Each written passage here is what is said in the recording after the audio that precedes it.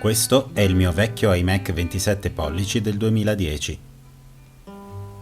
È stato il mio primo computer fisso di lavoro, nella sua versione Max, cioè con i primi processori Intel i7, pagato circa 2.500 euro. Negli anni ha ricevuto diversi upgrade. Prima la memoria, aggiunta con facilità dal cassettino sotto, poi aggiunsi un SSD quando ancora costava una fucilata. Con gli upgrade l'ho usato produttivamente per almeno 7 anni. Poi è stato usato a turno da tutti i componenti della famiglia, finché alla fine non è successo. Non si è più acceso. Molto probabilmente, non dando neanche un minimo segnale di vita, il problema sta nell'alimentatore.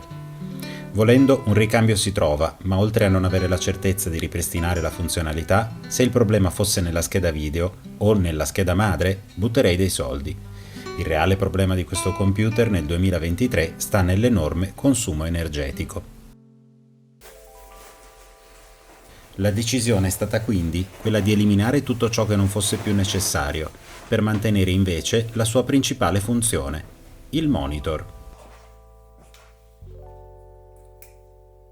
Veniamo ora alla parte divertente. Svuotiamolo da tutto quello che non serve. Per prima cosa rimuovo il pannello tenuto magneticamente, una soluzione che ho sempre trovato molto intelligente. Peccato la Apple abbia iniziato a usare la colla subito dopo. Tolgo le viti che tengono il pannello monitor e stacco i cavi che lo collegano, alimentazione, segnale video, un paio di sensori.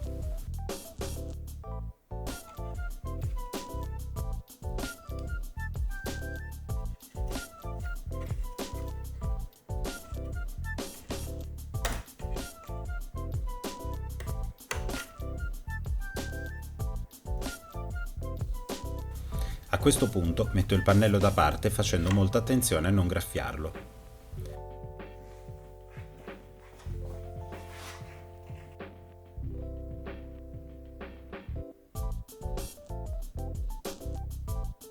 Ora c'è da togliere la scheda madre, l'alimentatore e le ventole e tutte le varie componenti.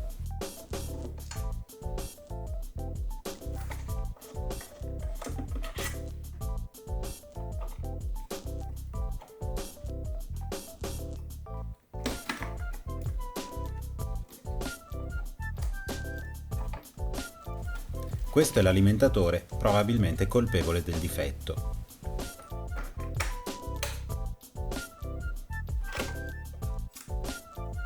Procedo con il sempre valido sistema vedi una vite, togli la vite.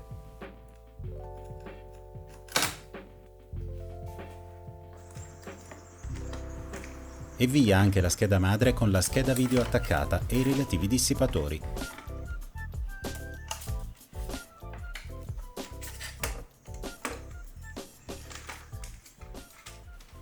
Ecco un caso di dissipatore con accumulo di polvere.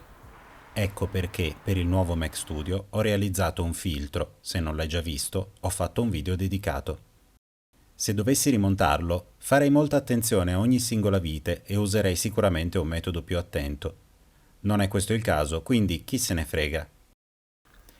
Ecco che vengono via anche le ventole. Con una pulita finale abbiamo uno spazio dove alloggiare alimentatore e scheda di interfaccia per il segnale video. Ho cercato su internet la scheda che mi permette di far funzionare il pannello, specifica proprio per questo modello, con il relativo alimentatore.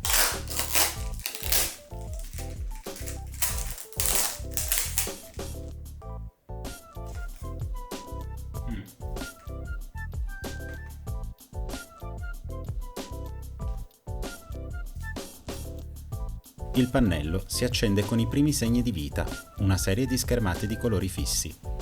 Faccio quindi, prima di montarlo, un tentativo di collegamento per verificare che il segnale si veda. Ora voglio occuparmi del pannellino di controllo del monitor che fa parte del kit aggiunto. Controllo la dimensione e decido di metterlo al posto della RAM sfruttando il pannello originale. Solo qualche piccola modifica nell'alluminio. Elimino quindi anche la parte in plastica per far spazio alla schedina di controllo.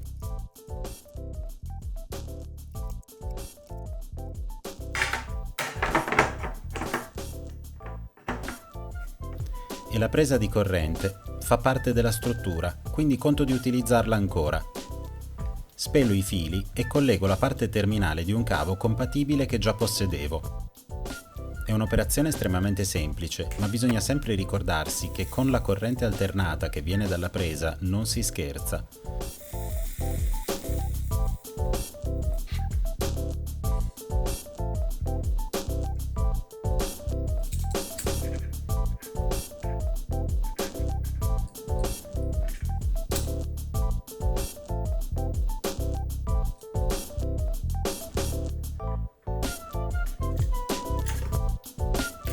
Collego quindi anche la messa a terra e la sicurezza è garantita.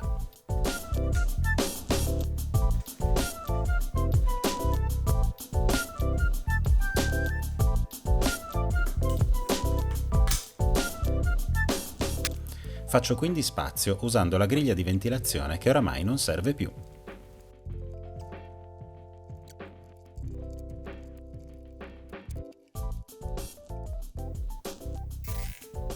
Sistemo i cavi e con il biadesivo fisso le schedine al retro del pannello.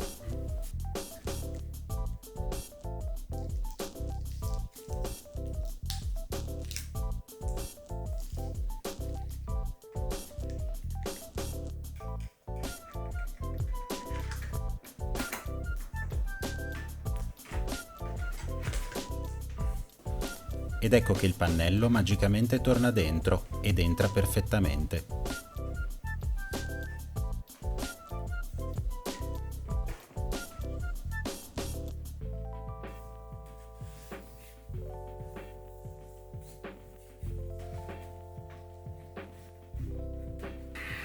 Prima di chiuderlo, una bella pulita al pannello e finalmente ritorna insieme con il suo vetro originale.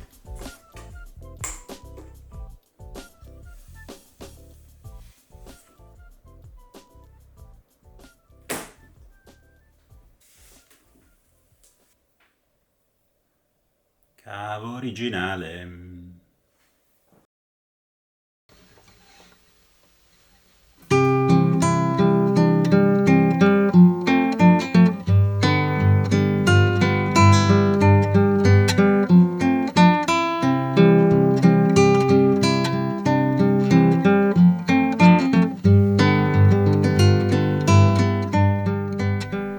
Risultato eccellente. È chiaramente un monitor vecchio di 10 anni, ma di tutto rispetto, con i suoi 60 Hz e una definizione più che valida come monitor secondario, che non tieni quindi a una distanza tale da vedere i pixel.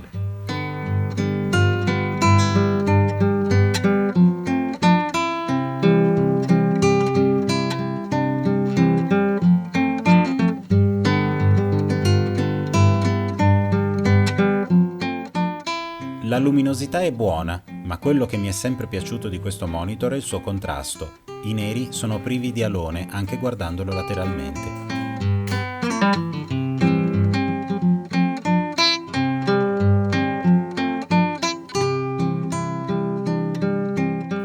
Ho avuto un'ottima idea mettendo il pannello lì dove normalmente uno se l'aspetta. Funziona bene ed è stato necessario regolare il colore sui singoli canali RGB. Nota positiva che non mi aspettavo da un prodotto assolutamente cinese: tra le lingue c'è anche l'italiano.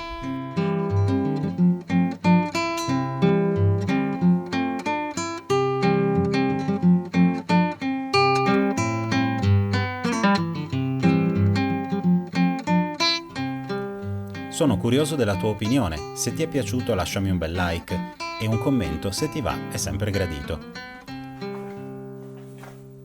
E se vuoi vedere altri video, iscriviti.